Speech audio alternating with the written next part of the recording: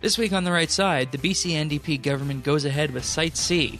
An article with Jason Kenney contradicts facts. The federal government continues to ignore veterans and benefits for those with disabilities, and used jet purchases and the danger of progressive trade policy. This is The Right Side, episode 47, recorded Saturday, December 16th, 2017. The danger of bad journalism.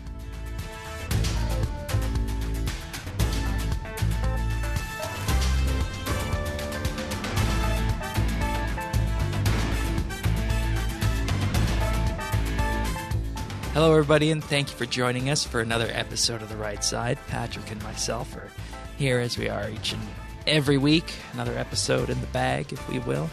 Yeah, it's been just amazing to see all of the news articles and all of the topics that have come out just in this past week. You'd think with getting close to Christmas that people would be busy with other things, but apparently, at least for our governments, they've been tackling quite a few issues there. I think we had to narrow down what we would actually talk about on this episode by quite a larger margin than normal, wouldn't you say? Yeah, definitely quite a large margin, and not only what the governments are talking about, but the way the media is reporting on it as well. And that, leads us into what exactly we are, in case you're wondering, or you're joining us for the first time.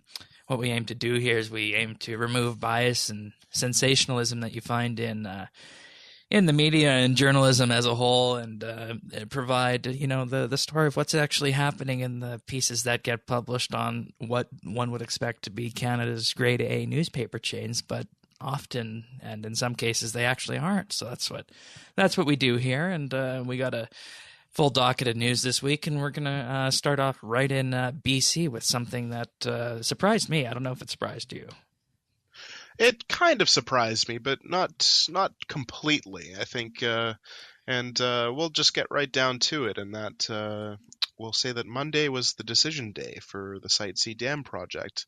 And for those who don't know, who haven't heard me talk about the Site C Dam before, just to let you know about it, it's on the Peace River in northeastern BC, and it's just south of Fort St. John, so it's pretty near to the Alberta border. And basically, it was down to the NDP government to decide whether they wanted to keep the construction going on the dam and complete the hydroelectric dam project, or to cancel it and end up adding all of the costs of the project already spent onto the government debt.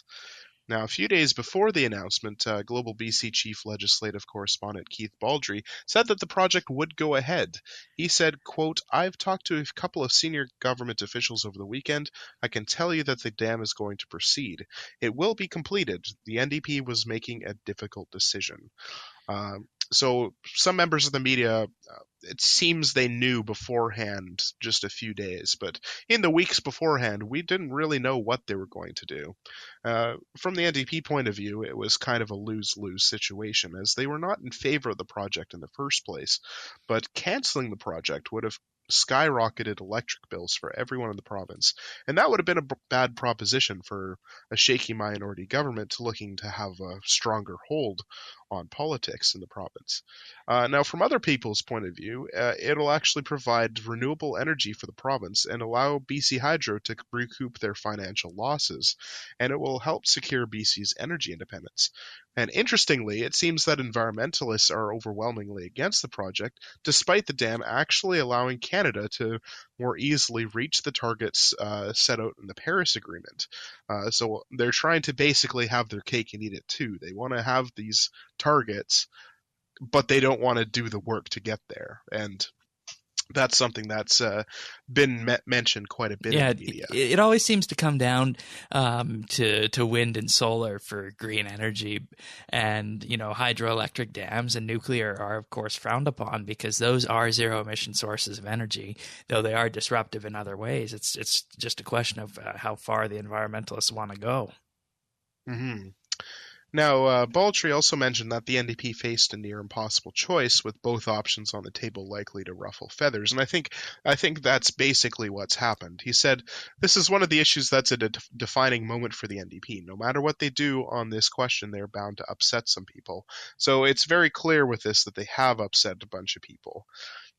Now, the NDP avoided making any promises on the Site C during the election campaign back in 27 earlier this year, and they agreed in their power sharing deal with the Greens only to send the project to the BC Utilities Commission, or the BCUC. Now, the government-commissioned review by the BCUC found that in November that the dam would likely miss its 2024 target completion date, and it could exceed its original $8.3 billion budget by 20 to 50%. However, that review also determined that pulling the plug on the hydro project would cost about $4 billion, including the money already spent on it as well. And I think that's something that wasn't mentioned in the media, and something that wasn't mentioned in this review was that the reason why it was held up and why it would miss its target completion date and how it would go over budget was likely due to the stonewalling from the opposition parties back when the Liberals were in power, and they were trying to get the project going, but there was a lot of lawsuits, and it was being held up in the courts, and it was being delayed by quite a bit, and uh, due to that delay, construction costs have actually gone up just for the materials. And when you're considering a hydroelectric dam and how much material you're going to have to spend just to build that, even just incremental increases of prices of basic things like wood or stone or concrete, that'll make the cost rise quite a bit more than you would already think. Oh, definitely. And also there's the fact that, you know, when you're in opposition, it's easy to say we're going to stop this project, but you know, you have a minority government as you said, but also there's the fact that stopping a project is not as simply as ordering a work stoppage on it and just having everything stop. There needs to be a winding down of it, and that costs money too. Exactly. Now, opponents of the dam, including First Nations, environmentalists, and the BC Green Party, have argued that there is not enough energy demand for the dam and that it will destroy sensitive ecosystems and valuable farmland. Now, two First Nations have served notice that they're heading to court over the project, saying that it infringes on their treaty rights, and if they are successful, those lawsuits could drive the costs even higher. Now, the Site C dam will provide enough energy to power the equivalent of 450,000 homes a year, which is not an insignificant amount when you consider that the population of BC is only about 10 times that. Um, but it will flood 55 square kilometers of river valley, and an environmental review concluded it will have negative effects on wildlife, agricultural land, and First Nations communities. So that's what the controversy has been with Site C ever since the beginning. Is it better to have the energy independence, and you know it basically comes down to the whole saying no pain no gain, right? So that's something that the NDP had to kind of weigh in on when they decided to go ahead on this. And I think ultimately it just came down to the economics of it. Now, Premier John Horgan was pressured by the NDP's trade union allies to continue the project, and he said that the rest of it will be built with new hiring requirements designed to increase the number of apprentices and First Nations workers to help the First Nations in the area. And in response to the loss of agricultural land, he pledged that some of the revenues generated from the dam, once it is in service, will be used to support farming. Now, that's already 7 years away, so who knows what'll happen right then. It comes down to government to make promises of what's going to happen in the future, but who knows if they'll even be in government in the future. Yeah. So Yeah. we'll see what happens there, of course. Now, Green leader Andrew Weaver, he had been making lots of threats about before the decision, and he even went as far as to suggest on Sunday that NDP Energy Minister Michelle Mungle should face a recall campaign if the party gives the dam the green light. He said on Twitter, "I would suggest a recall campaign in Nelson Creston would be in order if Site C is approved on her watch as energy minister." Now, Weaver reiterated on Monday that the Greens won't defeat the NDP if they let Site C go ahead. He said doing so would spark an election in which the Liberals or the NDP could win a majority and push Site C forward unopposed. Bingo. The Greens, which we already know, right? The Greens would be unlikely to win a majority in the next election, said Weaver, adding, "We've still got some work to do to go from 3 to 45 seats." which is basically the understatement of the year right there, right? Now, John Horgan held a news conference. He acknowledged green anger over the government move, and he said, quote, "I'm fairly confident that although Mr. Weaver and his colleagues disagree with us on this decision, that it won't have an impact on the long-term viability of the government."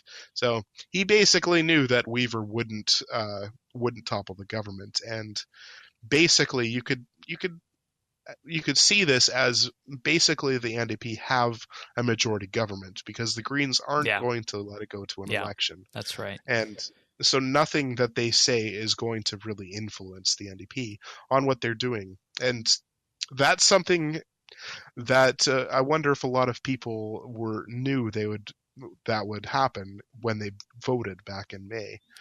No, I don't think anyone could have imagined being where the province of BC is right now.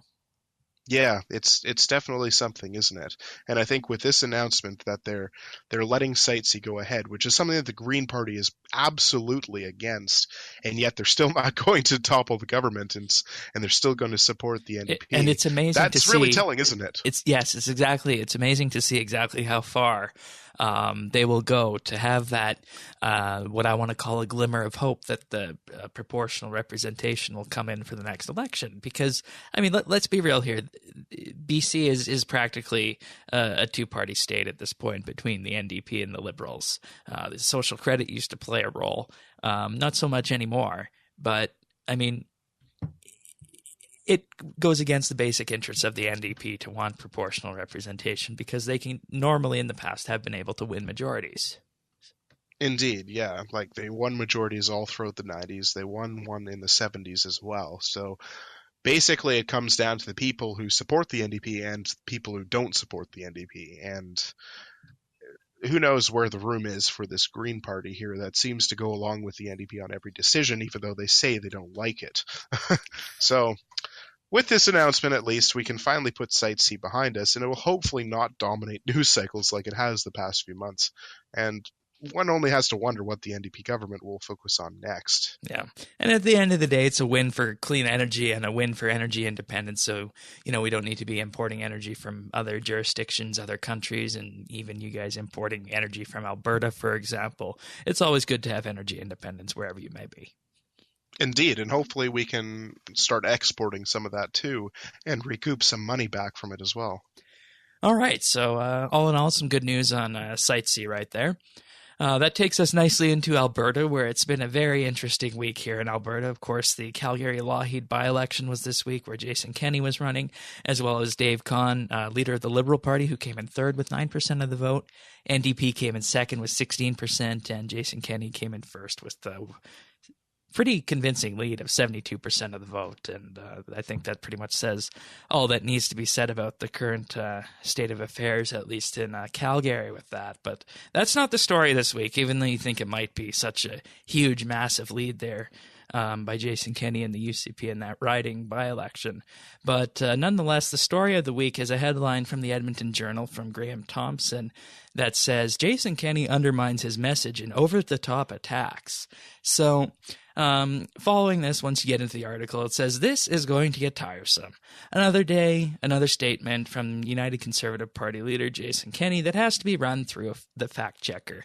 And let's just take a step back here and realize that when you're reporting on politicians and governments in general, you want to run practically all of the statements through the fact checker, whether they're from Jason Kenney or from the governing NDP in this case. And that is the same thing if the role was reversed, and should be the same thing federally and in BC and everywhere that journalists are writing about government and what's happening.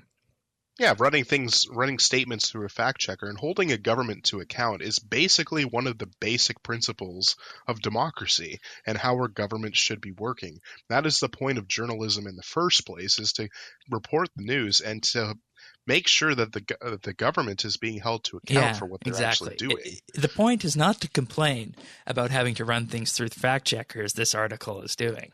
So we have to take a step back from this here. And a week ago on Twitter, Jason Kenney wrote, NDP supporters are denying that their new election law removes the residency requirement to vote.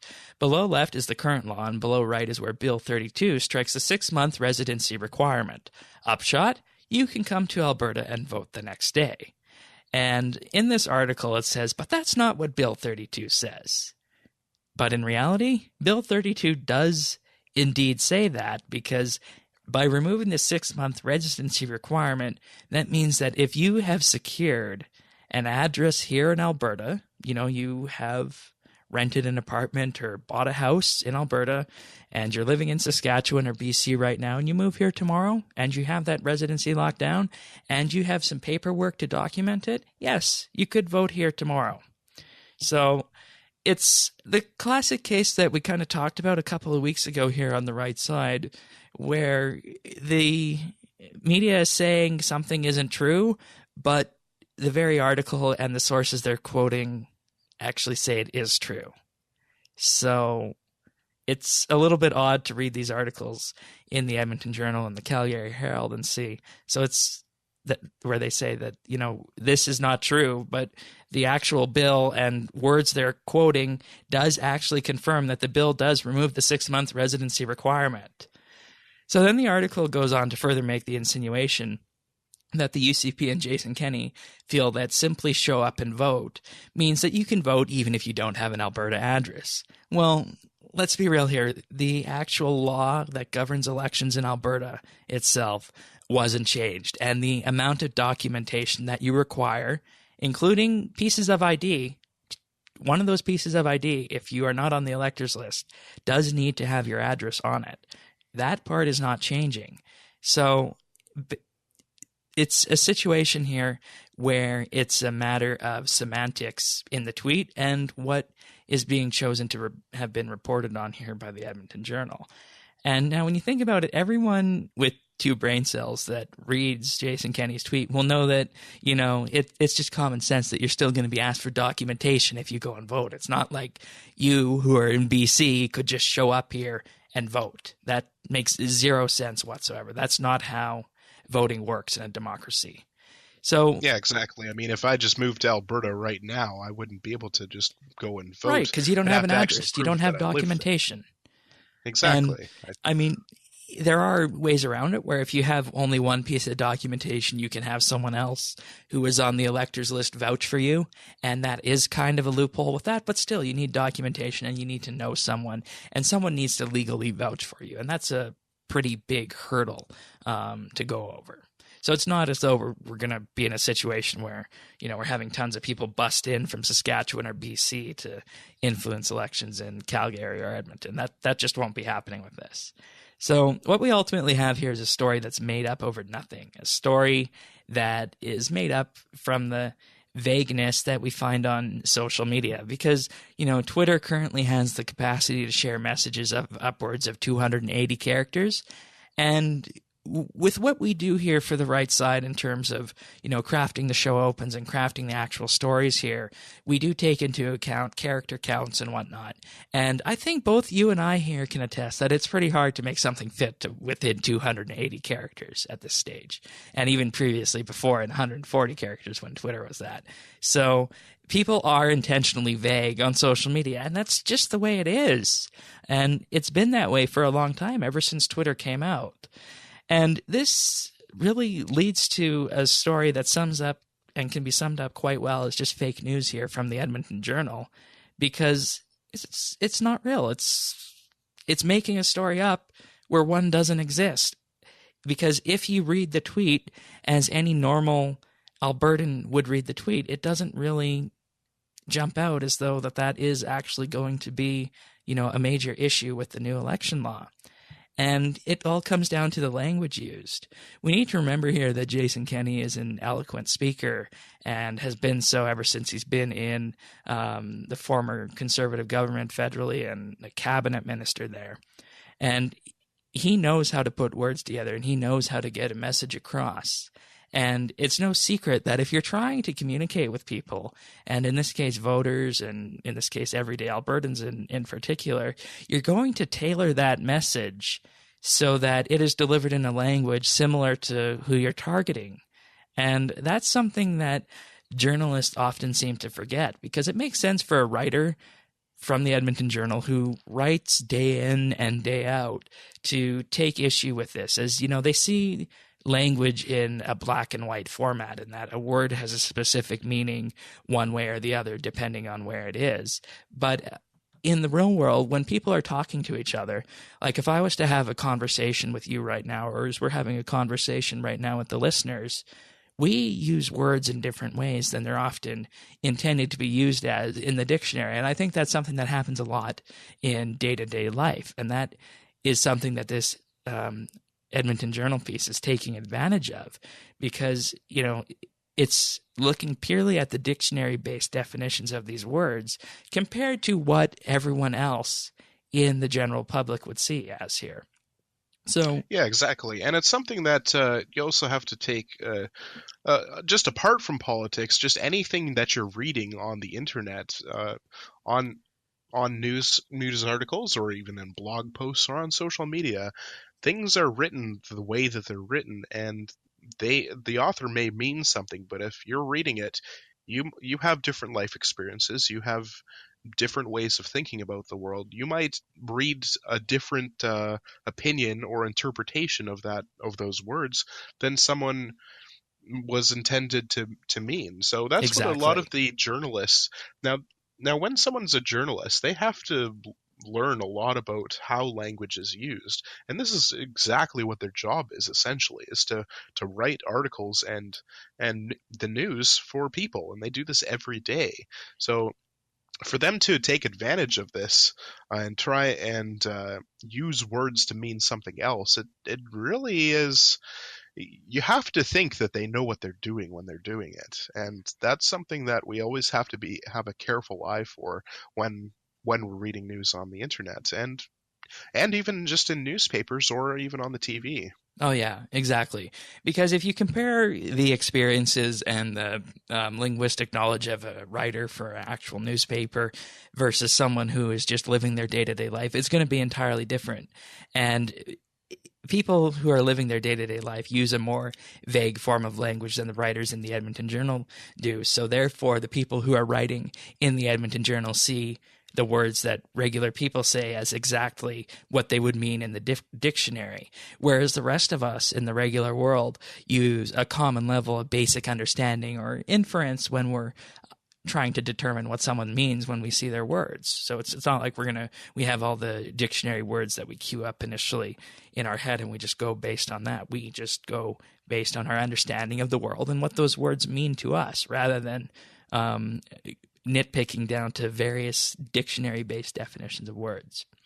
Now, the article actually gets worse from there, because the article actually does say that the NDP is following recommendations from the Chief Electoral Officer, but in reality, a letter was sent from the Chief Electoral Officer to the government that there should be extra steps of consultation with Bill 32. He went so far as to saying as though the bill has unintended consequences, and he's also concerned that Bill 32 will deteriorate the service provided to electors. So the NDP isn't exactly following the advice of the Chief Electoral Officer, as much as Graham Thompson would like us to believe in his piece in the Edmonton Journal here. Now, the original piece by Graham Thompson here also takes issue, or continues to take issue, with Jason Kenney's tweets, nitpicking on words that he's used, such that he has said that the government, quote, lied about not instituting a carbon tax in Alberta in the 2015 election platform. Well, if you go back to the 2015 election platform, the carbon tax is not in there. And when you institute one of the largest taxes in Alberta a year after an election and don't mention it in your election platform, that was planned. That's selective omission, or what the rest of us would call lying. And that's ultimately what this story is doing. It's lying about what was said online, in social media, and taking those words and expanding them to make a case where one really does not exist. And that's something that we really want our journalists and our newspapers to do, is to give us the news and to be able to tell it truthfully. And for them to not even bother with the basic truth, it's really worrying, isn't it? Especially when it seems like they're taking a very partisan slant to it as well. I mean, first complaining about the need to fact check, and then actually saying something isn't true, even though it's in the bill and they actually quote the bill, and then nitpicking with the word lied when it's an omission, and by any accounts, lying about something by omission is still a lie. So, all in all, a rather pitiful piece here by the Edmonton Journal. Yeah, exactly. I mean, lying through omission is different from not tell. It's no real difference from not telling the truth. I mean, if your parents asked you a question when you were a kid and you didn't, and you basically had a live emission there, they'd basically still say that you were lying. It doesn't make any difference to everyday people. But when it comes down to the journalists talking about it, uh, it really is nitpicking when that's what they're talking about, Yep. and it just goes to show that Yep. that's the only thing that they can seem to go after Jason Kenney about. It means that they don't really have that much ammunition. And they would have had a lot of ammunition after this week's by-election campaign in the other way around if you looked at some of the headlines. But we'll leave that as an exercise to the listeners to go look up those headlines from the Calgary Herald. So. And even just the benefit of hindsight here, just saying that he undermined his message. Clearly, he didn't undermine his message enough to 73% of the people that voted for him in the by-election, right? Exactly. So clearly, it was almost a smear campaign trying to go against him, and clearly he's proven that he is the right person for the job in Calgary Lougheed. So we'll have to see how that goes. Yes. Indeed. So what do you got for us in Canada this week? Yeah, so remember last week's episode where I talked about the federal disabilities minister, Kent Hehr, and his open mocking of people with disabilities, despite being in charge of the portfolio that administers benefits to the same people? Well, it actually appears that more and more people are speaking out about Hehr and his appalling lack of judgment. Now, for the third time this month, Hehr has been forced to defend himself against allegations that he was rude and insensitive towards Canadians who came to him for help. Nova Scotia activist Kim Davis said that while Hehr was the Veteran Affairs Minister, she and her husband Blair Davis met with him to discuss the challenges that they were facing. Now, Blair, who was a veteran of the Canadian peacekeeping mission in Bosnia, has been diagnosed with severe and chronic post-traumatic stress disorder. Kim says that she has had to quit her job to look after Blair, whose condition prevents him from even attending the doctor's office on his own. Now she's struggling to cope financially and save for her children's education, and they met with Hehr to ask about the policy or about the possibility of extending certain financial benefits who were offered to the families of deceased military personnel to the families of those with severe injuries as well. Now, according to Kim, Hehr said, quote, "There's lots of kids out there that don't get a paid education. Why should yours? Lots of kids out there don't have an education and they figure it out." Now, Hehr denies those allegations, insisting that he did not utter the comments attributed to him, and that he was respectful throughout the meeting. He said, quote, No, I did not. In no uncertain terms did I say that. We had a talk about the benefits we were giving and how we were working on better supporting veterans and their families. And I repeatedly thanked her and her husband for their service to this great country. Oh, well, enough about Hehr. I mean, what's more important about this and not talked about in the media is the serious lack of support that the Liberal government is failing to give veterans and those with disabilities. Now, another news piece out of the National Post came out this week that actually shows that the number of veterans waiting to find out whether they qualify for disability benefits has skyrocketed over the last 8 months.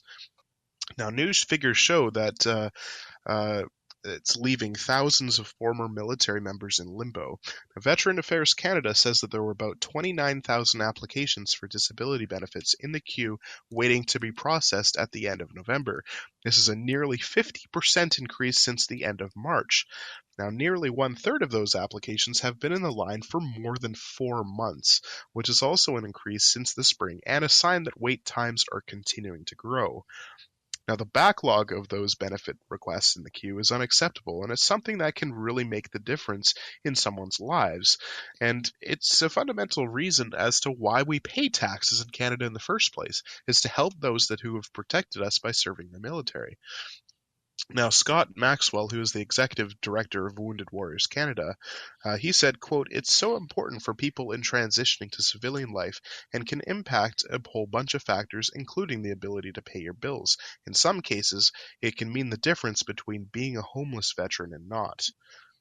Now, Veteran Affairs Minister Seamus O'Regan admitted that the government needs to do better to ensure that disabled veterans get the benefits they need and deserve, and said that action is being taken. He said, quote, "More veterans are coming forward to get the help they need, and we need to meet them where and when they need that support." Now, if that isn't the most vague statement I've ever heard, that's simply politics speaks for we're trying to help you, but We're kicking the we're ball not down the making any field, and we're going to things. deal with it later. Exactly, right?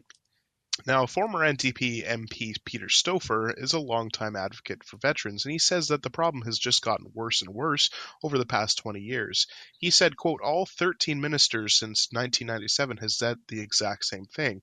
We have to do a better job. We're speeding up the process, but it's actually getting worse, to be honest with you."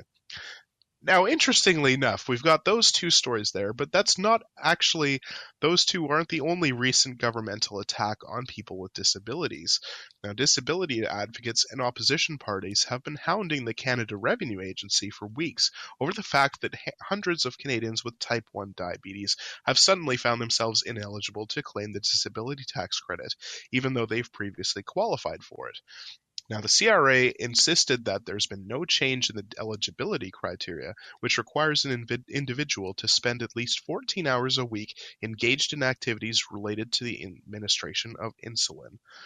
But diabetes support groups pointed to a May clarification letter sent by the CRA to doctors who provide the medical information needed to support a claim for the tax credit. And that letter said that only in exceptional circumstances would adult diabetics need 14 hours a week to manage their insulin therapy, and that most would not, which means that most of them would not be eligible for the credit. Now, the CRA said on Friday that it will revert to the clarification letter that existed prior to May, and that review for all applications for the disability tax credit that have been denied based on that May letter. Now, there's been a lot of skepticism about that remaining in opposition MPs over what precisely will change for the diabetics, given that Revenue Minister Diane Lebotelier has insisted throughout the controversy for weeks now in the House of Commons that there's been no change in the eligibility criteria for the disability tax credit, nor any change in interpreting the rules. And if that's the case, Conservative revenue critic Pat Kelly questioned the purpose of pulling the May clarification letter and reviewing the cases of those denied the tax break on the basis of that letter. He said, quote, "They just want to go back and review a change that they're denying that they've made. It's just the strangest thing." And he said that since May, the government has rejected almost every application by diabetics for the disability tax credit, and yet it's still trying to act like nothing has changed. Now, the CRA has also come under fire recently for its uneven handling of disability tax credit applications from Canadians coping with autism. And in October, the agency was straight for issuing a new directive instructing that employee discounts, including those enjoyed by retail store workers, who typically earn little more than minimum wage, should be considered taxable benefits. And that directive was pulled by Leboutillier after she ordered the CRA to review its interpretation of the tax code and consult stakeholders in the retail industry. So at first glance, one would think that all the Conservative attacks in question period are baseless. I mean, surely the Liberal Party wouldn't be going after minimum wage workers, diabetics, autists, and veterans with disabilities.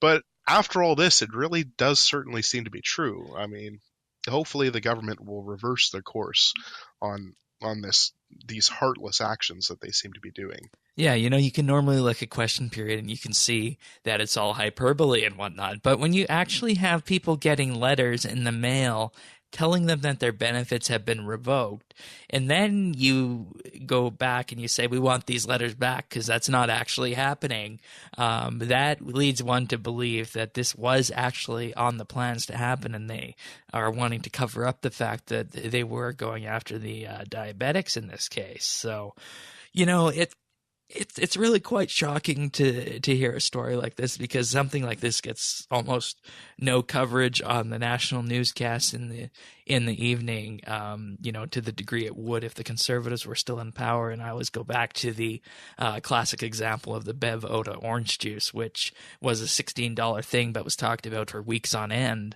And here we have people who are actually hurting and suffering because of all this, and from numerous ministries, but once again, not a peep. So it's really quite disheartening by the media here.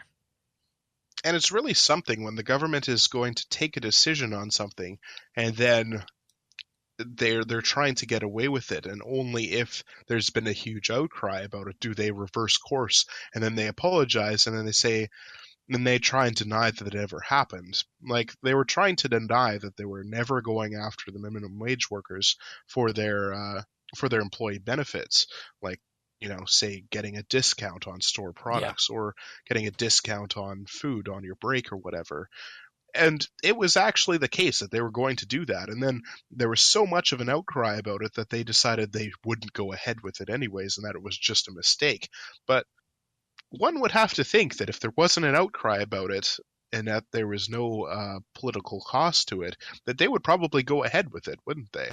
And that's why, echoing our Alberta piece there, that's why it's so important for the journalists and the news readers in this country to be able to hold the government to account on the decisions they make. Otherwise, ordinary people won't really know what's going on with the government, and that's something that's really worrying. Yeah, and this is fake news by omission, kind of like we have lying by omission. It's being omitted by the media, therefore it is fake news. So, all right, I think we can go on to the firing line now from that, and this one is also talking about Ottawa and Ottawa making decisions that may or may not be appropriate. So the headline reads as Ottawa says it won't buy fighter jets from companies that harm Canada's economy. And if you go into the first paragraph of the article here, it says that fighter jets won't be bought from countries or companies that, quote, harm Canada's economic interests. And, this is actually becoming government policy, so much so that Procurement Minister Carla Caltro is building it into all bidders in all competitions going forward for government funds. Now, in government circles, this has become known as the Boeing Clause due to the ongoing trade dispute between U.S.-based Boeing and Quebec-based Bombardier Airlines. Earlier in the year, Boeing said that Bombardier had unfair government subsidies that enabled them to secure a contract for 75 C-Series 100 planes to Delta Airlines, which is based in Atlanta. And, this is only one trade dispute at the moment with the United States. The other two are, of course, softwood lumber and supply management of our dairy sector.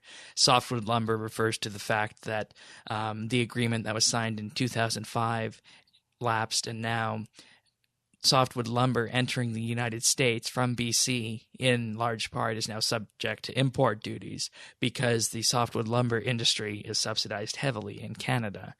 And on the supply management side, this refers to our dairy industry, where much the same thing happens, where Quebec-based dairy farmers are subsidized, giving them an unfair advantage in the marketplace with other dairy makers in, say, Wisconsin, for example.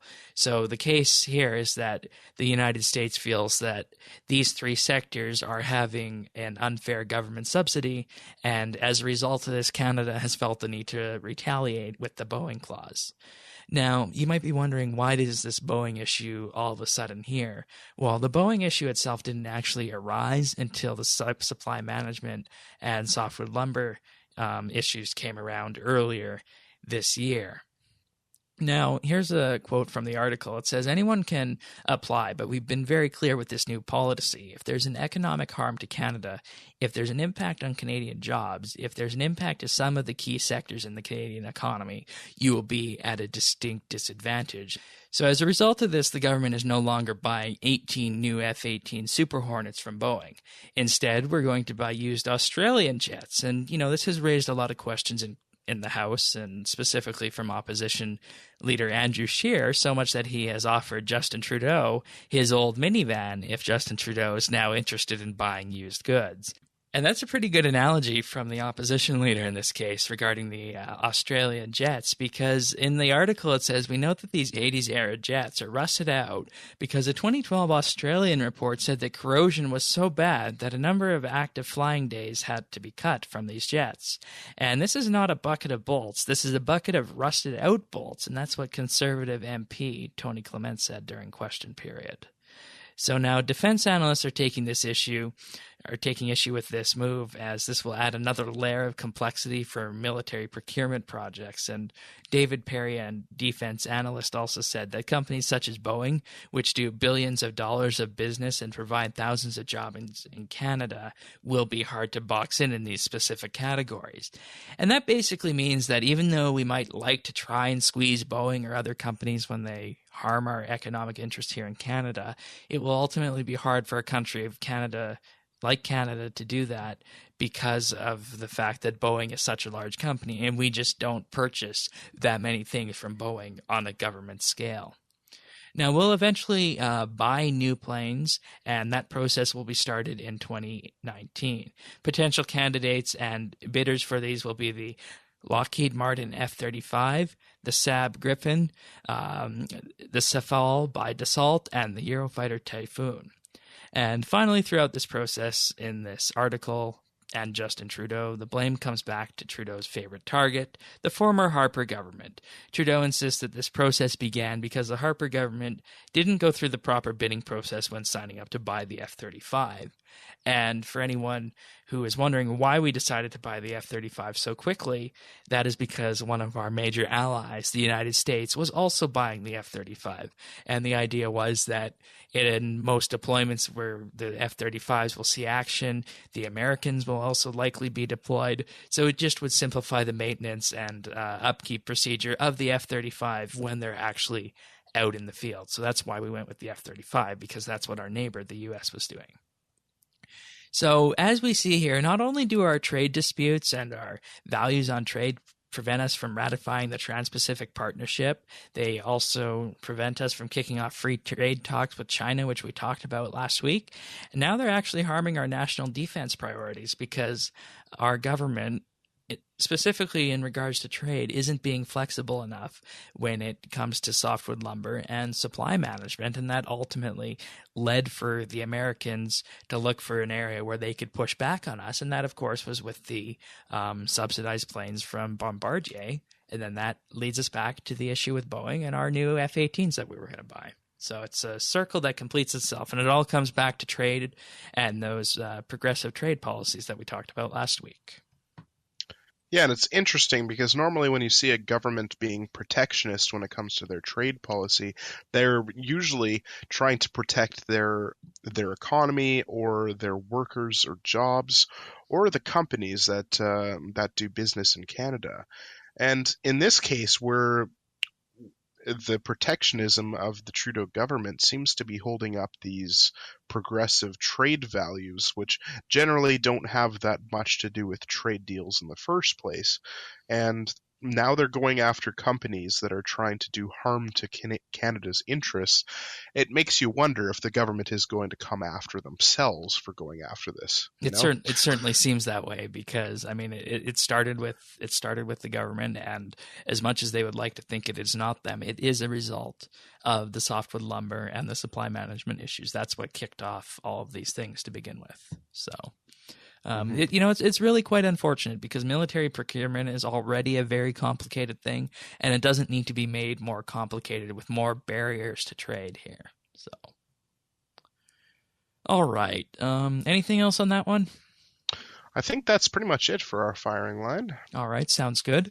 That means it's time for Word of the Week, and the Word of the Week this week is fake news, and that's defined as a type of yellow journalism or propaganda that consists of deliberate misinformation or hoaxes spread via traditional print or broadcast news media or online social media.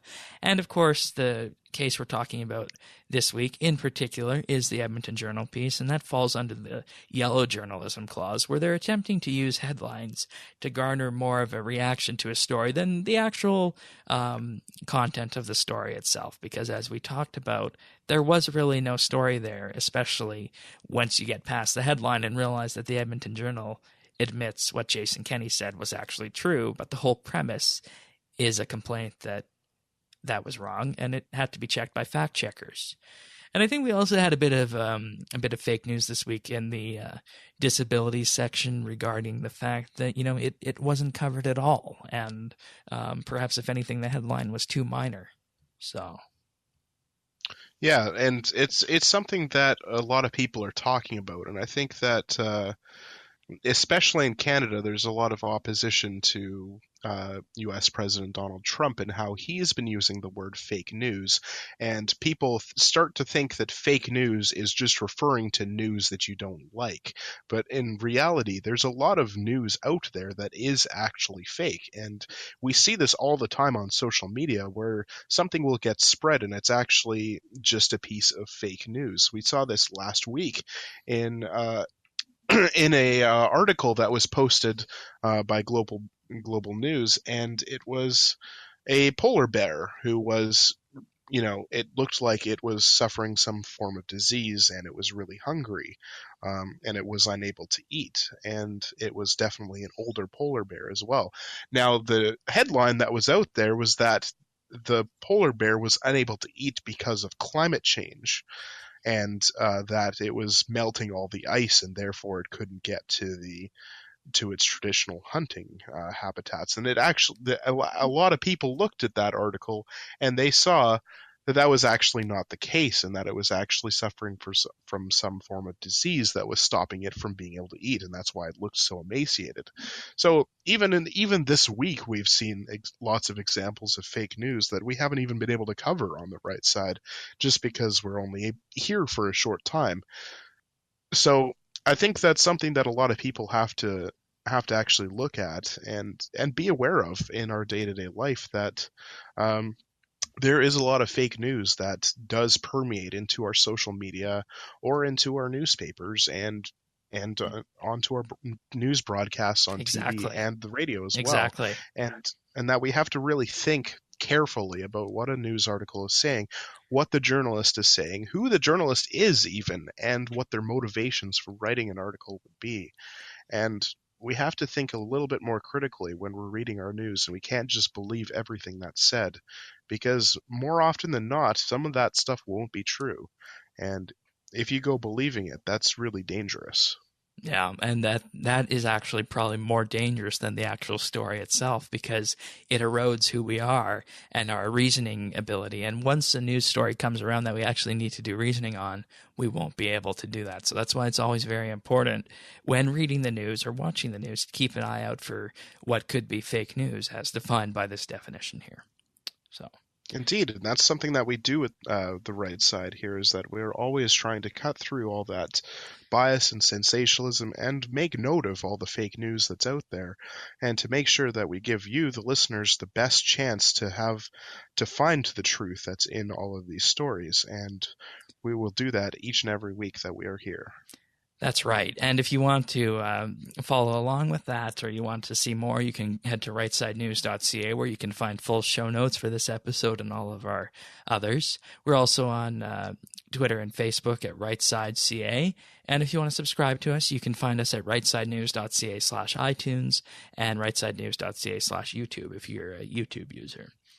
And I think that about does it for this episode of The Right Side. So we'll see you next week, everyone. We will see you next week, and we will always give you the right side of the news. See you next time.